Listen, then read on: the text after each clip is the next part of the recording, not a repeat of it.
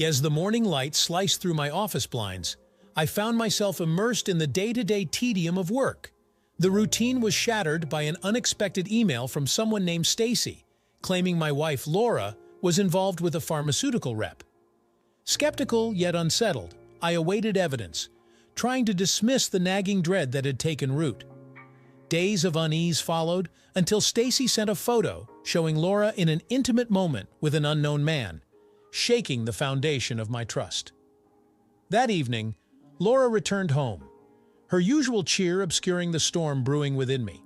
A casual inquiry about her lunch revealed a discrepancy with the photo, intensifying my suspicions. The night culminated in me surreptitiously checking her phone, driven by a desperate need for clarity amidst the swirling confusion and betrayal. The digital proof of Laura's infidelity confronted me, challenging the image of marital bliss we had maintained.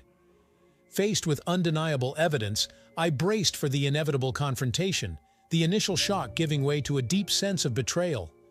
This discovery marked the beginning of an unraveling that threatened to consume the life we had built together.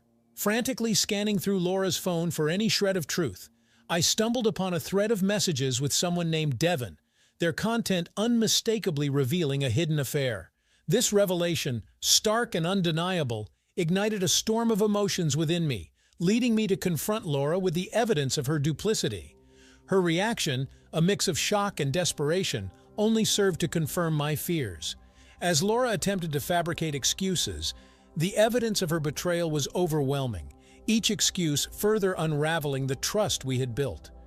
Her admission, amidst tears, of how a seemingly innocuous flirtation had spiraled out of control underscored the depth of her betrayal. The pain of this realization was palpable, challenging the very foundations of our relationship.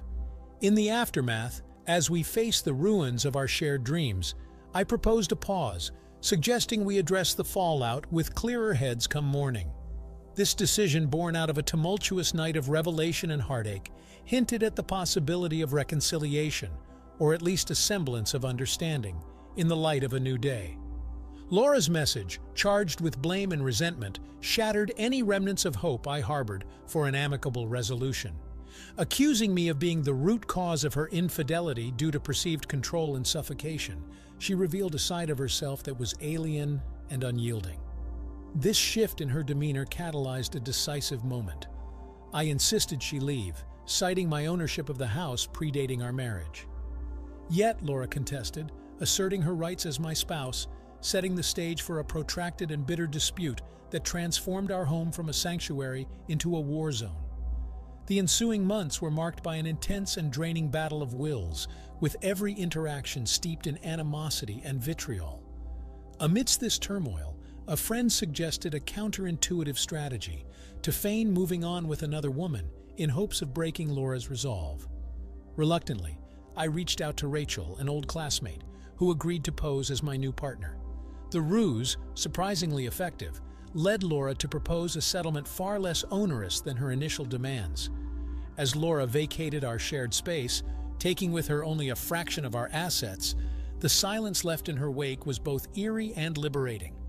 The rapid conclusion of our divorce marked the end of a tumultuous chapter, leaving me to navigate the aftermath of a deeply fractured relationship and the prospect of rebuilding in the absence of the person I once thought I knew.